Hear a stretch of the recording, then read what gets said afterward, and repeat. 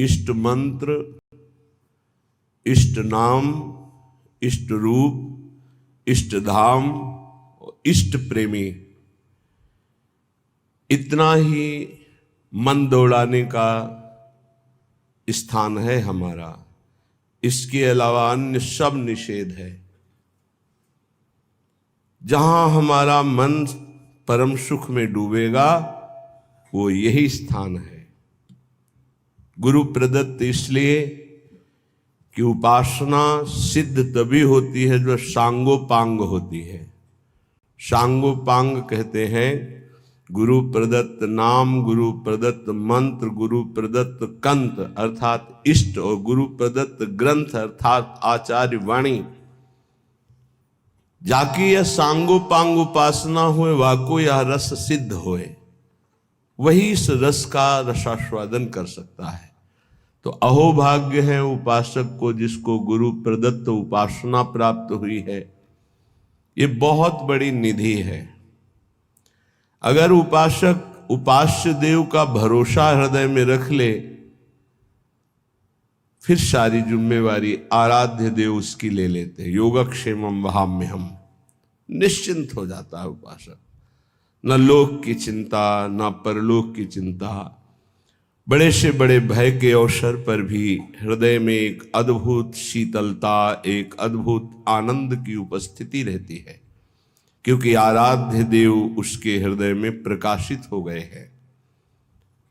जब तक कोई अन्य भरोसा, अन्य आश्रय है, तब तक उपास्य देव त्रिगुण माया का पर्दा लगाकर हृदय में ही छुपा छुपी का खेल खेलते रहते हैं। श्रीपाद प्रबोधानंद जी महाराज कह रहे हैं, क्यों अन्य का आश्रय ले रहे हो? अन्य में आपका शरीर भी है, आपका अंतःकरण भी है, आपका स्वभाव भी है, और आपका शारीरिक संबंध भी है, आपका इंद्रियों से भोगों का संबंध भी है। ये सब अन्य के अंतर्गत आता है। अनन्य में एक ही बात केवल होती है, आराध्य देव बस, कुछ और नहीं। मेरे तो गिरधर गोपाल दूसरो न कोई, ये केवल अनन्यता का स्वरूप है। श्रीपाद बहुत करुणा करके कई श्लोकों में इस शब्द का प्रयोग किया है।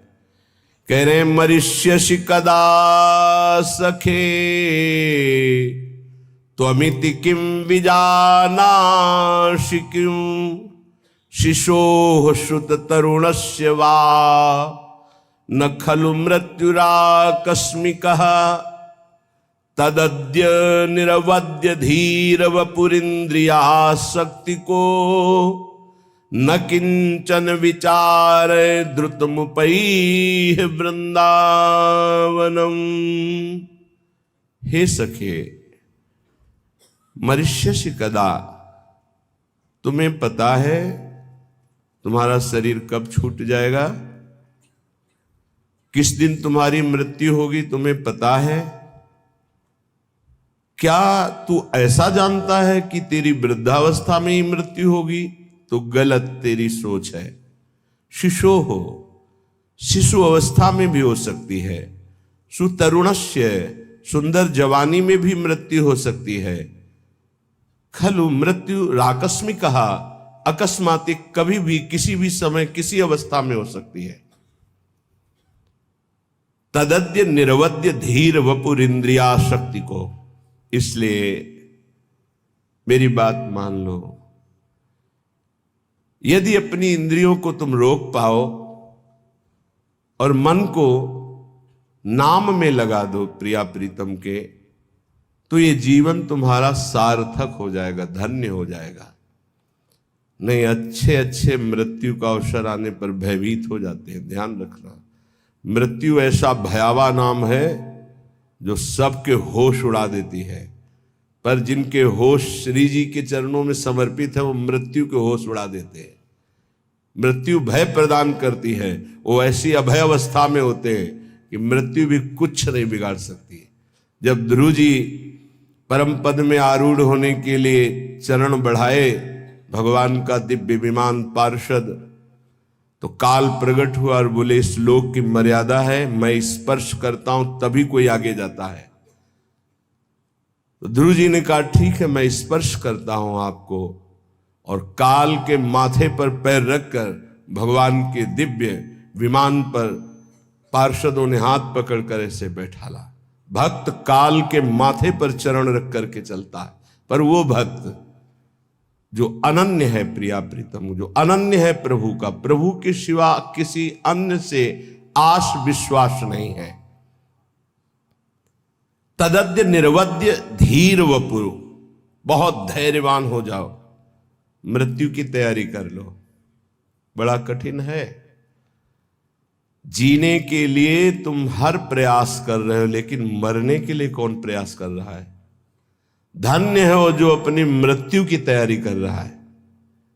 लाखों करोड़ों अरबों असंख्यों मनुष्य हैं, सब जीने के लिए परेशान है, लेकिन कोई बिरला ऐसा है जो मृत्यु की तैयारी कर रहा है कि मुझे जाना है यहां से, मुझे जाने की तैयारी करना है, मुझे नाम जमा करना है, भगवान नाम, मुझे जितेंद्री होना है, भगवत साक्षात्कार करना है, पुनः इस संसार में, भयावह संसार में, जन्म मृत्यु दुख देने वाले संसार में, छली कपटी संसार में नहीं आना, मुझे भगवान की नित्य धाम में रहकर उनकी नित्य लीलाओं का रसास्वादन करते हुए उनकी सेवा में रहना है। ये पहली तैयारी हुई एक श्लोक में कि आप सोचो तुम्हारी मृत्यु होगी, कब होगी, किस समय होगी, कुछ पता नहीं, किसी भी समय हो सकती है। खलु मृत्यु आकस्मिक अकस्मातिक, तुम्हें पता भी नहीं चलेगा। खेल खेल में हंस रहे, नाच रहे, पधार गए। धैर्यवान बनकर मृत्यु पर विजय प्राप्त करने की तैयारी कोई बिरला करता है, एक कोई फर्क नहीं।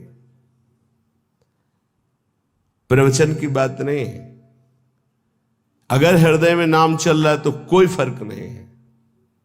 हर समय अपनी बैग तैयार है, टिकट पास है, जहां जाना है वहां पता है, फोन से पहले बात हो चुकी है कि मैं आ रहा हूं, तैयारी फिट है, वहां से उत्तर आ गया है, आ जाओ। अब बोलो क्या परेशानी? कोई परेशानी नहीं। जिसकी तैयारी नहीं होती, अचानक कोई बात होती है, वो परेशान हो जाता है। जैसे आपके घर में अचानक 50 लोग आ जाए, अब आप परेशान हो जाएंगे। वही जब तैयारी करते हैं तो 500 लोग बारात में आते हैं, आप खूब आनंद पूर्वक उनका स्वागत करते हैं, क्योंकि आपने तैयारी कर रखी है। ऐसे ही मृत्यु के स्वागत की आपने क्या तैयारी की है? उत्तर सबके हृदय में एक ही आएगा, कुछ नहीं। तभी वो भयावह है, तभी वो महान दुख देने वाली है। यदि विवेकवान हो जाओ तो तुम मृत्यु की तैयारी कर लोगे। वो आखिरी तैयारी गुरु कृपा से होती है, और जिसने वो तैयारी कर ली वो निर्भय हो गया, निश्चिंत हो गया, निःशोक हो गया। ये तैयारी हम क्यों नहीं कर पाते? क्योंकि हमें यहां सब कुछ प्रिय लग रहा है। ये देह प्रिय लग रहा है, मकान प्रिय लग रहा है, पुत्र पत्नी परिवार प्रिय लग रहा है, तो हम तैयारी यहां की सब कुछ कर रहे हैं, लेकिन हमको ये पता नहीं कि अचानक हमारा ट्रांसफर हो जाएगा, अचानक हमारा शरीर छूट जाएगा, और उसकी तैयारी ना होना सबसे बड़ी हानि होगी। क्योंकि अन्य किसी योनि में आप कुछ तैयारी कर सके मृत्यु से बचने के, ऐसा कोई उपाय नहीं है। केवल मानव देह में ही आप तैयारी कर सकते हैं भगवत प्राप्ति की, अन्य किसी योनि में नहीं। और ये आपने यहां की तैयारी में ही सारा समय खत्म कर दिया। पुत्र को पढ़ाना, पुत्री का ब्याह, ये वो, पूरा जीवन इसी में, और अंत तो गत्वा मोह मल से ग्रसित होकर पुनरपि जननम पुनरपि मरणम। ये आपकी मृत्यु के तैयारी में जो बाधक है, श्रीपाद आगे के श्लोक में कह रहे हैं, राज्यम निष्कंटकमपि परित्यज्य दिव्याश्च रामाः कामान सर्वानपि च विहितांस्तिक्त तिक्तान विदन्तः हित्वा विद्या कुल धन जनाद्याभिमानम प्रविष्टा ये श्री वृंदा विपिन मपुनर निर्गमास्तान नमामः। जब कोई मृत्यु की तैयारी की सोचता है तो सबसे पहले उसका वैभव उसके सामने बाधा पहुंचाता है। माना तुम्हारा चक्रवर्ती सम्राट पद है, निष्कंटक राज्य है, तो मरोगे तो है ही, तो क्या राज्य लाद के ले जाओगे? राज्यम निष्कंटकमपि परित्यज्य बरबस राज सुतहि नृप दीन्हा हरिहित आप गवन बन कीन्हा। ये तैयारी है। जबरदस्ती छोड़ा जाता है भोगों को, प्यार से नहीं छोड़ा जाता है। ये जो परिवार से लिपट लिपट कर रोना, मोह ममता राग, और फिर कि हम जा रहे हैं अमुक जगह तपस्या भजन, खिलवाड़ की बात करते हो, विनोद की बात करते हो। इनको गले लगा करके तुम इन्हीं का चिंतन करोगे। हिमालय, आप काशी, उज्जैन, द्वारिका कहीं भी जाओ, ये मोह का पास तुम्हारे हृदय को बलात् घसीट कर वहीं खड़ा कर देगा जहां से सुधार करना चाहते हो। अचानक अकस्मात जो मृत्यु तुम्हें सूचना नहीं देगी, उस पर विजय प्राप्त करने के लिए अकस्मात सबके मोह बंधन को काटना होता है। श्रुत बनितादि जान स्वार्थ रत ना करुणे सभी अंत ही तो ही तजेंगे पामर तू न तजय बहीते। ये समझ में नहीं आएगा क्योंकि बुद्धि अपवित्र है, इसलिए ये समझ में नहीं आएगा। कह रहे शायद समझ में आ जाए। जाना है राज्यम निष्कंटकमपि परित्यज्य दिव्याश्चरामाः। दिव्य अर्धांगिनी स्त्री जो बहुत दिव्य है, देवी है, सुंदर है, स्वभाव सुशील है, एक क्षण में छूट जाएगा। तुम्हारा राज्य वैभव एक क्षण में छूट जाएगा। कर्मान, जितने भी कर्म तुम कर रहे हो शुभ या अशुभ, कामान, जितनी कामनाएं कर रहे हो, सर्वानपि च विहितास् तिक्त तिक्तान विदंता, ये सब कड़ुआ है, सुख देने वाला नहीं है। क्या करो? इसे हित मत समझो। विद्वान हो, विद्या है, मरोगे फिर भूल जाओगे, फिर शुरू होगा, फिर शुरू होगा। काखा गाघा बालका बालको बालकाहा, फिर यही शुरू होगा। फिर व्याकरण पढ़ो। एक विद्या है भगवत विद्या, जो किसी भी जन्म में विस्मरण नहीं होती। जैसे भरत जी भजन किए, हिरण बने, तो हिरण में भी भजन किए और ब्रह्मबोध संपन्न जड़ भरत महापुरुष के रूप में प्रकट हुए। तो विद्या कुल धन जनाद्याभिमानम प्रविष्टा, यही तुम्हें मृत्यु की तैयारी नहीं होने दे रहे। तुम्हारा वैभव, तुम्हारा सम्मान, तुम्हारी पत्नी, तुम्हारा पुत्र, तुम्हारी विद्या, तुम्हारा कुल, तुम्हारा धन, तुम्हारा परिवार, मित्र आदि, इनमें जो अपनापन हो चुका, अभिमान, अहमता, ममता, यही भगवत प्राप्ति में सबसे बड़ी बाधा बन रही है। क्या करें? बोले धन्य भाग है उनका जिन्होंने इन सब से राग त्याग कर प्रिया प्रीतम के चरणों में अनुराग प्राप्ति के लिए कमर कस के ये श्री वृंदा विपिन मपुनर निर्गमास्तान नमामः। अब मैं अपने जीवन को वृंदावन में समर्पित करता हूं मृत्यु के लिए। पुनः इस श्रीधाम से कभी वापस शरीर नहीं जाएगा। तो बोले नमामः, मैं उसे नमस्कार करता हूं कि उसने मृत्यु पर विजय प्राप्त कर ली, मृत्यु की तैयारी कर ली है। निष्कंटक राज्य जैसा वैभव हो, दिव्याश्चरामा, दिव्य अर्धांगिनी, सब काम, सब कर्म, सब ये सब मायाकृत। अगर समझ में आ जाए कि मृत्यु की तैयारी अब करनी है, शरीर हमारा अब किसी काम का नहीं रह गया, सारे कर्तव्य संसार के बने ही रहेंगे, कभी पूर्ण नहीं होते। आज तक कोई ऐसा हमें नहीं मिला कि हमारा सारा कार्य पूर्ण हो गया, अब मैं सब कुछ त्याग कर भजन करता हूं, कभी ऐसा नहीं मिला। जब उसको भजन की बात आएगी तो लड़ना पड़ेगा, आसक्ति राग छोड़ना पड़ेगा। श्रीपाद कह रहे हैं कि विद्या का, कुल का, धन का, जन का, पत्नी का, राज्य का, वैभव का, जीने का, यही माया के द्वारा प्रकट किया हुआ ऐसा राग है जिससे जीव अपने मानव देह को इनमें व्यर्थ करके भगवत प्राप्ति की तैयारी नहीं कर पाता। क्या करे? बोले राधा कृष्णौ परम रणिनौ कुर्वतः सर्वतः श्री विष्णोर्धाम्ना स्फुरद्दति महानंद वृंदावन स्थान। भगवान विष्णु के परम धाम है क्षीर सागर, वैकुंठ धाम और भी बहुत से भगवान के निज धाम हैं। इन सब में महामहिम, जहां अधिक प्रेम रस की स्फूर्ति होती है, बड़ा रसमय स्वरूप। विष्णु का तात्पर्य होता है व्यापक तत्व। विष्णु किसी एक का नाम नहीं है।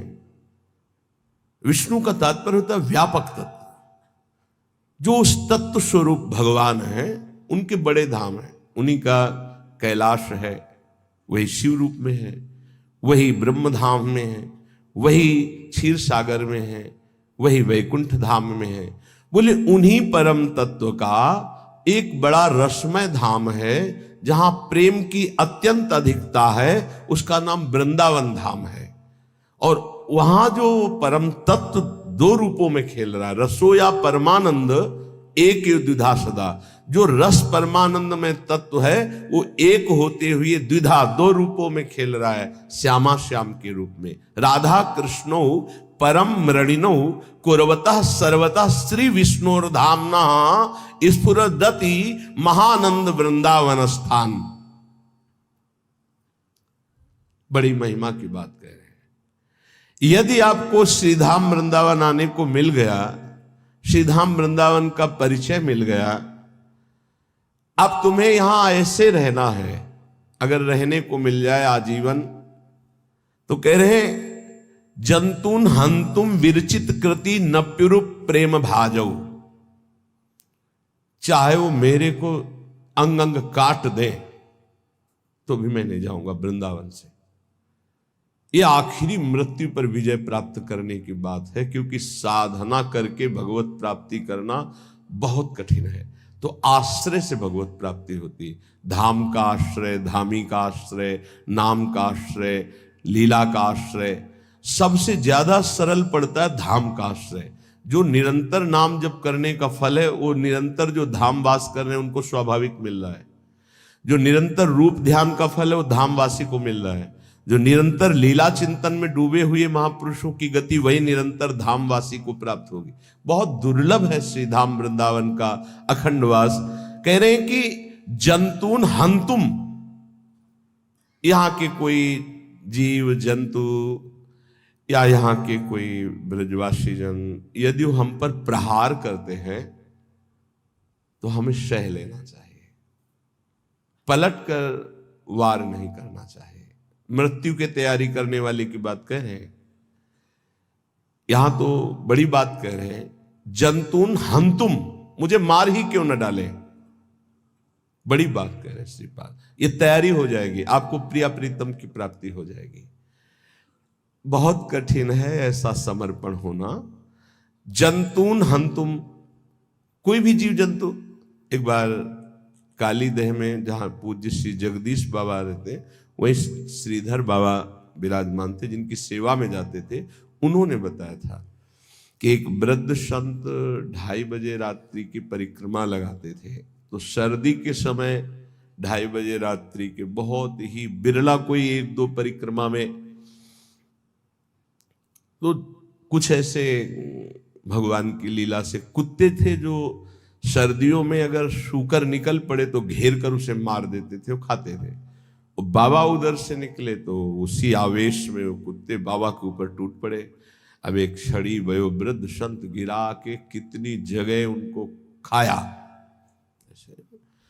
तब कोई परिक्रमार्थी कितने मिनट बाद निकला होगा, जब देखा हल्ला मचाया तो खून खच्चर से उनको उठा के कालीदेह के स्थान में आश्रम पे लाए। वह सुन के मुंह से राधा राधा राधा। तो उस समय हरगुलाल सेठ जी थे, उन्होंने जब सुना तो आए, क्योंकि बड़े भजनानंदी संत थे, तो उन्होंने कहा कि मथुरा चलना पड़ेगा, इतना घाव ऐसा ऐसा, यहाँ तो डॉक्टरों की वैसी सुविधा नहीं है, मथुरा चलना पूरा नहीं। हम जीने के लिए वृंदावन नहीं आए, हम मरने के लिए आए हैं, और ये प्रियाजू ने हमें बुलाने की लीला की है, मुझे मथुरा नहीं जाना है। वो बहुत पीड़ा हो रही, तो वृंदावन की रज लाओ, हमारे शरीर पे लगाओ, जय मिनट हम जीवित हैं ते मिनट कीर्तन करो, बस यही जीवन का हमारे परम विश्राम, मुझे औषधि नहीं लेनी। अगर वृंदावन में औषधि हो रही तो हो रही, नहीं हो रही तो नहीं लेनी है मुझे। शरीर छूट जाए, मैं छोड़ने के लिए आया हूं। यह है तैयारी मृत्यु की। जंतून हंतुम विरचित कृति नप्युरूप प्रेम भाजौ। बहुत बड़ी तैयारी करनी पड़ती है मृत्यु पर विजय प्राप्त करने के लिए। कोई मेरे ऊपर प्रहार करेगा तो मैं उसको सम्मान दृष्टि से देखूंगा। क्यों? क्योंकि ये शरीर ही तो बाधा था, शरीर को नष्ट कर देगा और मैं प्रियाजू से मिल जाऊंगा, तो मुझे सम्मान नहीं देना चाहिए उसको कि मेरा काम बना दिया, मेरी बाधा को हटा दिया, मेरी श्री जी से मिला दिया। ये कैसे कोई सोचेगा? ये कोई महाभागवत सोचेगा, साधारण व्यक्ति तो सोच ही नहीं सकता। कह रहे मैं दान और मान के द्वारा उसे पुष्ट कर दूंगा जो मेरे ऊपर प्रहार करेगा। ये केवल महात्माओं में स्थिति होती है जो शुद्ध भगवान के प्रेमी जन होते हैं। मैं सच्ची कहता हूं, यदि ऐसे कोई वृंदावन वास करे तो श्री श्यामा श्याम उसके ऋणी हो जाते हैं। श्यामा श्याम उसके ऋणी हो जाते हैं और उसे अपना पूर्ण प्रेम भाजन बना देते हैं। दानैर मानैर रहा भजतो धन्य धन्यान नमामहा। मैं ऐसे उस महापुरुष को नमस्कार करता हूं जो यहां के जंतुओं के द्वारा, व्यक्तियों के द्वारा कष्ट पाने पर भी उनको सम्मान ही दिया, कभी उनका अपमान नहीं किया, तो श्यामा श्याम उनके ऋणी हो जाते हैं और वो श्यामा श्याम का प्रेम भाजन बन जाता है। श्रीपाद कह रहे हैं धन्य है धन्य है धन्य है से महापुरुष को मैं नमस्कार करता हूं। 3 श्लोकों का वर्णन हुआ। पहले में वर्णन हुआ, भाई प्रिय सखे तुम क्या मरोगे नहीं? क्या तुम समझते हो कब मरोगे? अरे शिशु अवस्था में मृत्यु हो जाती, जवानी में हो जाती है, कभी भी हो सकती है। इस मृत्यु पर विजय प्राप्त करने के लिए अपनी इंद्रियों को वश में करो। ये राज्य, वैभव, ये स्त्री, ये पुत्र, ये परिवार, ये संसार एक दिन आंख मूंदेगी, कोई तुम्हारा नहीं होगा। इसलिए श्रीधाम वृंदावन आओ, सत्संग सुनो, नाम जप करो, सत्संग को अपने आचरण में उतारो, जहां भी रहो प्रभु के होके रहो, कोई गलत कार्य मत करो। अगर तुम्हें ऐसा लगता है मेरा शरीर साधन करने लायक नहीं रह गया, परिवार का भरण पोषण करने के लिए सब व्यवस्था है, तो आओ कष्ट सहते हुए श्रीधाम वास करो और यहीं शरीर छोड़ दो तो भगवत प्राप्ति हो जाएगी। अगर हम अपने शरीर और शरीर संबंधियों के ही प्यार में मगन रहे तो मृत्यु की तैयारी नहीं हो सकती। त्वमेव ब्रूहि प्राक् स्वजन परिवारादि निखिलम त्वया दृष्टम क्वादौ जनक जननी त्वादिक पदम विहायातः सर्वं भज हरि मदो वाञ्छसि पदम यदि त्वां वायाम्यै सभयमसि दंडैरै मनः। तू क्या पहली बार किसी परिवार में आया है? अरे लाखों बार तेरे परिवार हुए हैं। तुम्हें ब्रूहि प्राक्, क्या तू ये जान रहा है पहली बार ये स्त्री पुत्र परिवार मिले हैं? बहुत बार मिल चुके हैं, बहुत भोग चुके हो, बहुत बार सुख संपत्ति। एक राजस्व यज्ञ में चीटा एक छोटा सा दाना अन्न का लिए लंगड़ाता हुआ जा रहा था, उसकी एक टांग टूटी हुई, 3 टांगों से अर्जुन जी ने कहा राजसूय यज्ञ में सब निहाल हो रहे हैं, प्रभु इस चींटे को भी निहाल कर दो, कभी इसको भी तो सुख दो। तो भगवान श्री कृष्णचंद्र जी ने कहा 14 बार ये इंद्र बन चुका है, जो आज 3 टांगों से लड़खड़ाता हुआ छोटा सा दाना अन्न का लेकर बड़े भार से चल रहा है, वो 14 बार देवराज इंद्र हो चुका है सृष्टि में। तो इसका मतलब है हम तुम भी ये सब भोग भोग चुके हैं। तो कह रहे त्वमेव ब्रूहि प्राक, तुम्हें क्या पता है कि तुम दिन स्वजनों को अभी मान रहे हो, कुछ दिन बाद जानोगे भी नहीं इनको। जैसे पीछे के स्वजनों को नहीं जानते हो, छोड़कर चले आए हो, ऐसे इनको भी छोड़कर चले जाओगे। इनमें से कितने तुम्हारे साथ रहेंगे, कौन कौन तुम्हारे साथ रहेगा? कोई साथ नहीं रहेगा। जैसे यहां कहा जाता है ना कि भाई पति पत्नी का तो 7 जन्म का संबंध होता है, नहीं कहते नहीं कि 7 जन्म का संबंध होता, 7 जन्म, अगले मिनट का संबंध का पता नहीं, 7 जन्म का संबंध। तो वहां से गारंटी लिखा के लाओ 7 जन्म तक एक ही साथ रहेंगे, ऐसा नहीं है। प्रबल आसक्ति दोनों में हुई, मरते समय दोनों का चिंतन हुआ, तो अगला जन्म किस योनि में होगा उसका पता नहीं है, पर वो आसक्ति के कारण आसपास ही होंगे, पति पत्नी होंगे ऐसा बात नहीं। एक महात्म्य में उदाहरण में दिया गया था कि जिसके माता पिता के यहां भक्ति होती थी, तो बचपन से भक्ति के संस्कार उस लड़की के थे, उसका ऐसी जगह ब्याह हुआ जहां बिल्कुल भक्ति शून्य घर था। अब वो अपनी आराधना में बैठी थी तो पति उसे बहुत विक्षेप देता, बहुत पति को, वो धर्मात्मा थी, प्राणों से भी अधिक प्यार करती। प्यार का बहुत बड़ा प्रभाव होता है। बहुत दिनों के बाद उसने कहा कि मैं हार गया, तुम्हारा विरोध करते करते तुम जीत गए, आज से मैं वही करूंगा जो तुम कहोगी। बोले हमारे गुरुजी आते हैं, उनसे दीक्षा ले लो, जितना गुरुदेव कहें उतना भजन करो, यही मेरी इच्छा है। मेरी आज तक मैंने कोई आपसे इच्छा प्रकट नहीं की, आप विरोध करते रहे, मैं सहती रही। तो दीक्षा देने के लिए पार्श्व में अगर कोई पावन नदी होती है तो कहा जाता है जाओ यमुना स्नान कराओ, गंगा स्नान कराओ। तो अपना धोती लोटा लेकर के गंगा स्नान के लिए जा रहे थे, तो 2-4 मित्र मिले, कहाँ जा रहे हो? बोले हो पत्नी ने कहा है दीक्षा लेना। अरे कहाँ तुम फंस रहे हो, वो ज्यादा बताएंगे कि ये प्याज लहसुन नहीं खाना, ये नहीं करना। अरे वो वापस आ गया, वो नहीं लेंगे दीक्षा। को न कुसंगति पाए नसाई, रहे न नीच मते चतुराई। उनका आप तो कह रहे थे आज से मैं वही करूंगा जो आप कहोगी, तो आज कैसे बदल गए? बोले हमारे दोस्त मित्र लोग मिल गए। तो उनका इसका मतलब मुझे मित्र अपना नहीं माना, मैं पूरा जीवन आपकी सेवकाई में समर्पित कर रही हूं, तो क्या मैं आपका अहित कर रही हूं? वो नहीं माना। कुछ समय बाद दोनों का शरीर छूटा। पत्नी बहुत हृदय से प्यार करती थी अपने पति को, और वो उदंड स्वभाव के थे। वो राजा की राजकुमारी हुई, और वो राजा के यहां नवीन शावक हाथी के बच्चे के रूप में प्रकट हुए। अब पशु योनि में होते हुए भी पत्नी के भजन के प्रभाव से उसको ये दृष्टि प्राप्त थी कि ये मेरी पूर्व में पत्नी थी। तो जब राजकुमारी वहां छोटे से आती तो शावक से प्रेम करती, स्वाभाविक।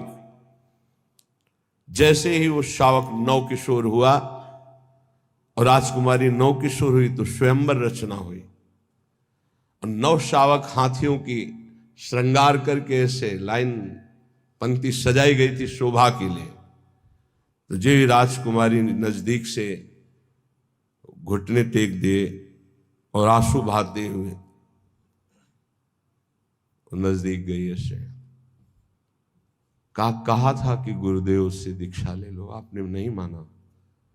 आपके कारण मेरी सदगति रुकी है, मैं आपसे प्यार करती हूं, आपको लेके जाऊंगी, इसलिए मेरा पुनर्जन्म हुआ है राजकुमारी के रूप में। तुम इसलिए रो रहे हो ना कि मैं अब चली जाऊंगी, नहीं, मैं जयमाला तुम्हारे ही गले में डालूंगी, तुम निश्चिंत हो जाओ। जब स्वयंवर का तो जयमाला लिया और 9 शावक, अरे बोले राजकुमारी पागल है, जो राजकुमार लोग थे वो चले गए।